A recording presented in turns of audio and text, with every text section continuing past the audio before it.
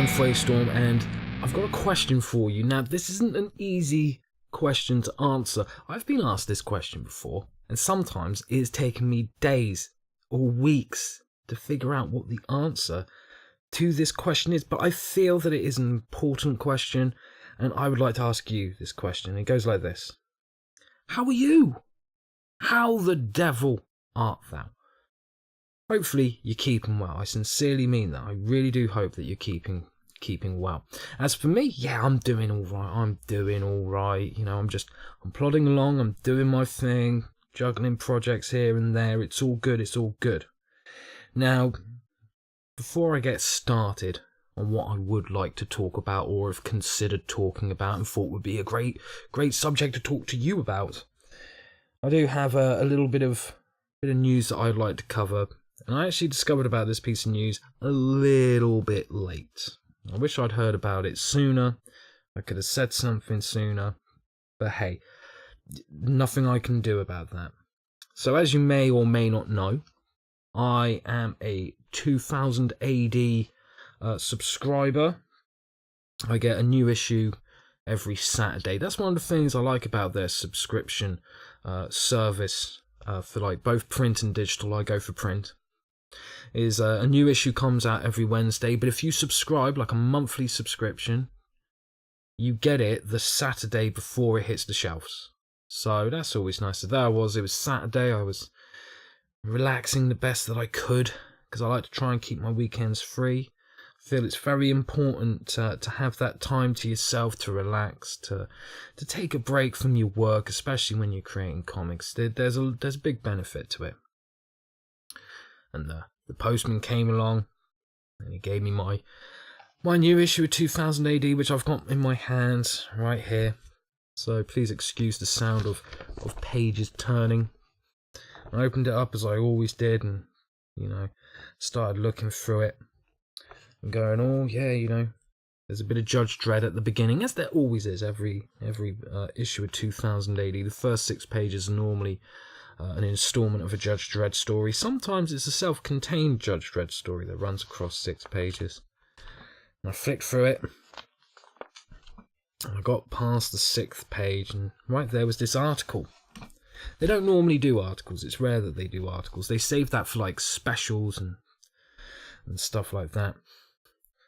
And that's where I saw the news that, and please forgive me, I'm definitely going to pronounce this guy's name poorly. It's not an easy name for someone like me to pronounce, but Carlos Ezquerra, just in case you want to know, it's spelled Ezquerra, passed away on October 1st. Now, if you don't know who Carlos was, he was a co-creator of Judge Dredd. If it wasn't for him, Dredd wouldn't have his iconic look. He's worked on many other stories for 2000 AD, including Strontium Dog, Durham Red, Fiends of the Eastern Front, Owl's Baby, and so much more.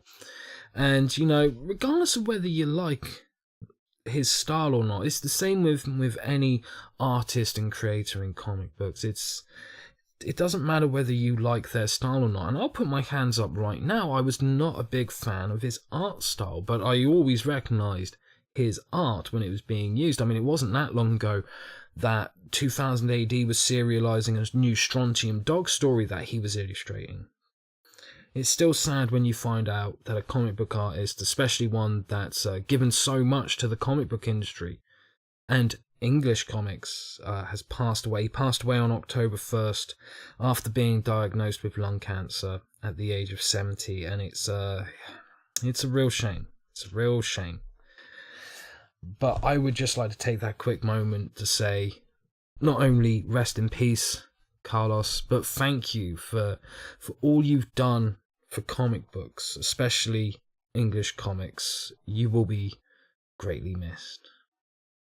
So let's move on. I don't normally cover like the news stories that are related with comics or comic book inspired items.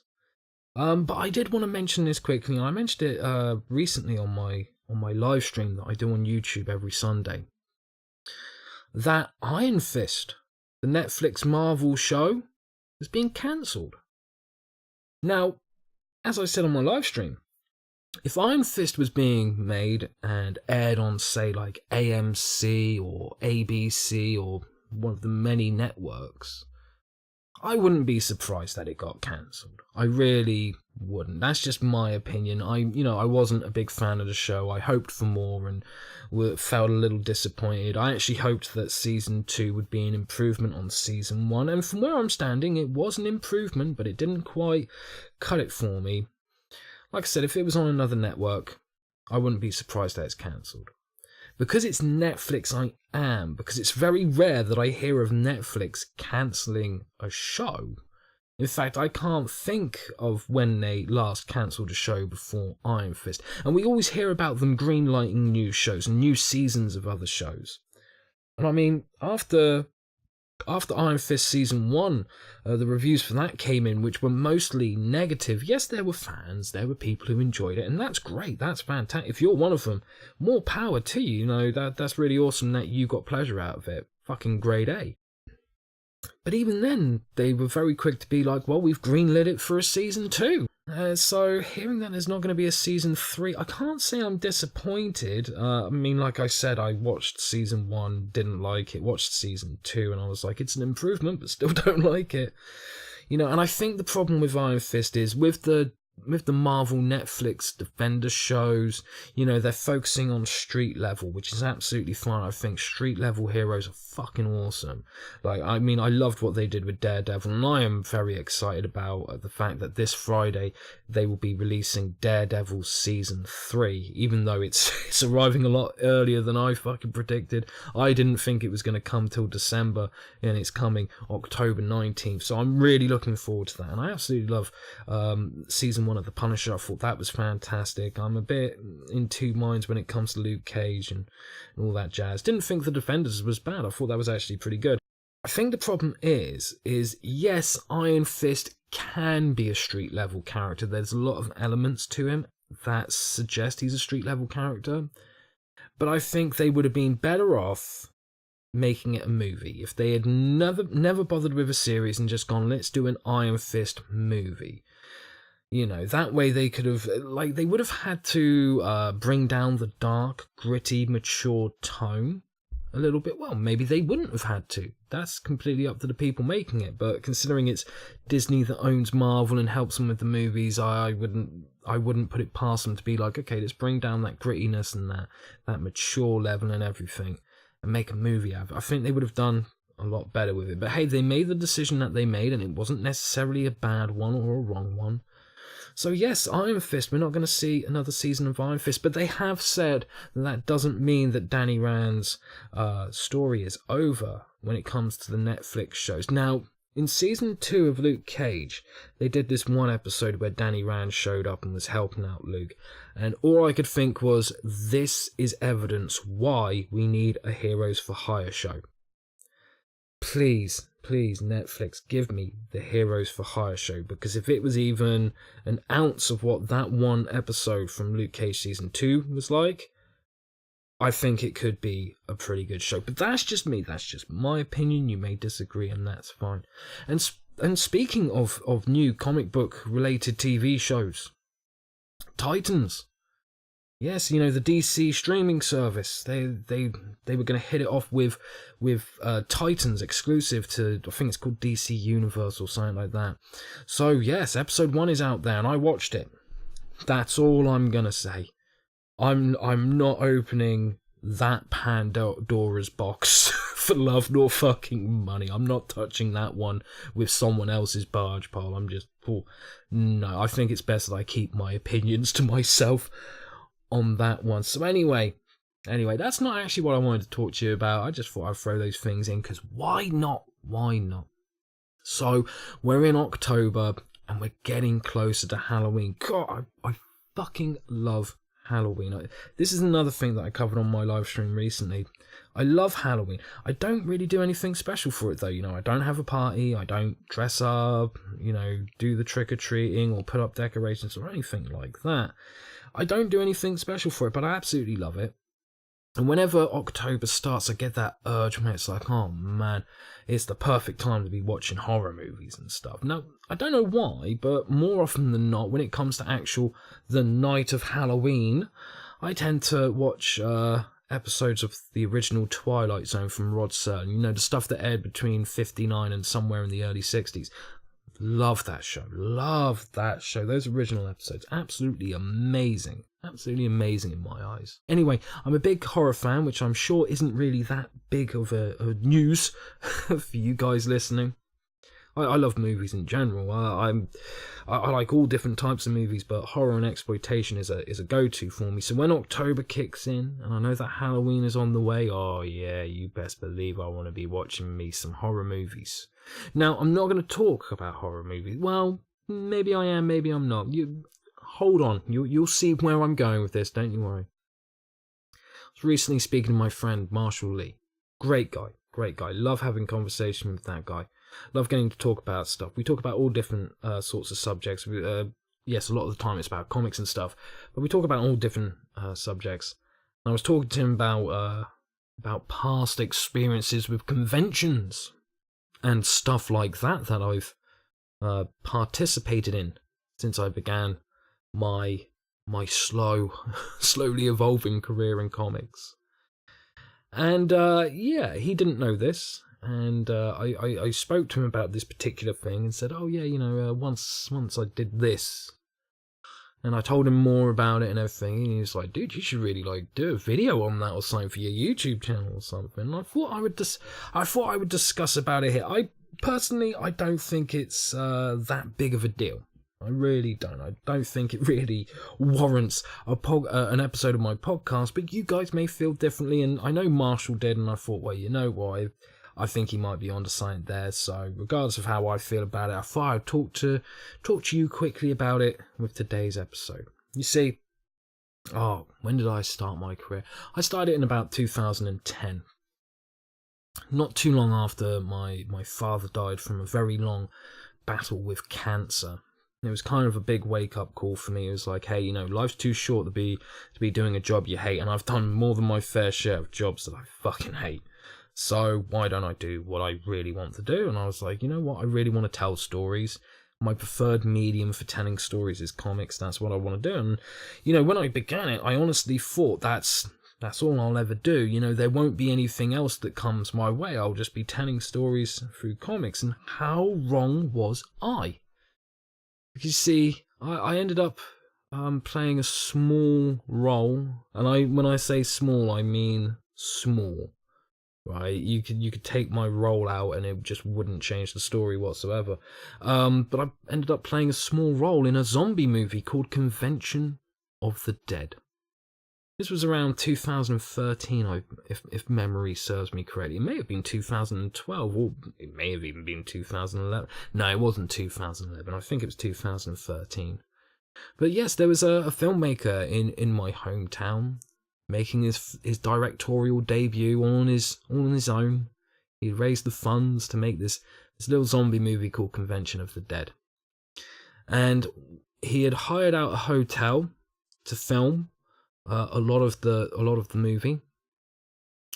And one day, very early on in the shoot, because they were shooting for about a month, one day I got a message from a guy that I'd met at a convention, and he said, like, hey, my buddy's making a film in your hometown, and he's having a bit of a problem.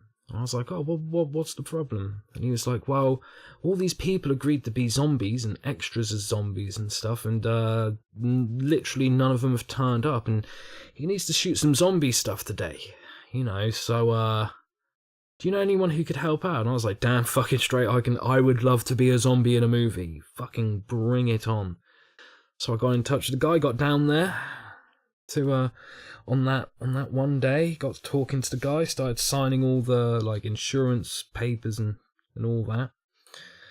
And you know, got talking to the guy, told him what I did, that I was working on comics and stuff, and he was like, why the fuck do we have you as just a zombie? Why don't we have you as one of the guests at the convention that this movie is placed at? We can promote some of your work that way, and then there'll be zombie you later on. Now, I was not opposed to this idea, as you can probably fucking imagine. I was not opposed to this idea whatsoever, and I was like, yep, I'm down with that. So it wasn't long before I was there for more than just one day of shooting. See, most of the extras, they only really needed to be there for one day, but a lot of them enjoyed it so much that they came back for more. And because he was having trouble getting extras, I remember I put a thing out on Facebook being like, who wants to be a zombie in a fucking zombie movie? And folded up threads going, dude, there's a guy here making a zombie movie. He needs fucking zombies. Are you in?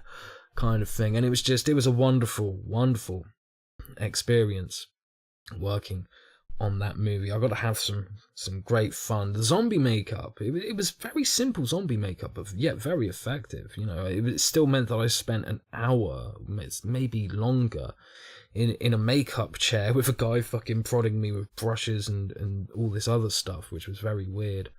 And luckily, I've still got some of the photos from when we were filming. It was a really good experience. And yeah, one of my books, Jericho, was appearing a lot in the background of certain scenes and stuff, and it was absolutely fantastic. And other extras turned up to put on like cosplay so they could be convention goers and stuff. It was a really fun experience, and I'm really glad that I get to say I was once a zombie in a zombie movie. Now, the unfortunate thing is, I don't think the movie ever got finished.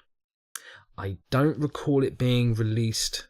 Last time I spoke to the director, he was having troubles, needed to do things like reshoots, and there was a question of budget and scheduling and stuff like that, which is a real shame, but I can honestly say that it was, hands down, an excellent, excellent experience. Considering I was only meant to be there one day as a simple extra, and then before I knew it, there was quite a few days that I was turning up and helping out and being an extra, and sometimes they'd be like, oh, can you help with the lighting over here for a second and stuff, which was fantastic. One of the shoots we had to do overnight.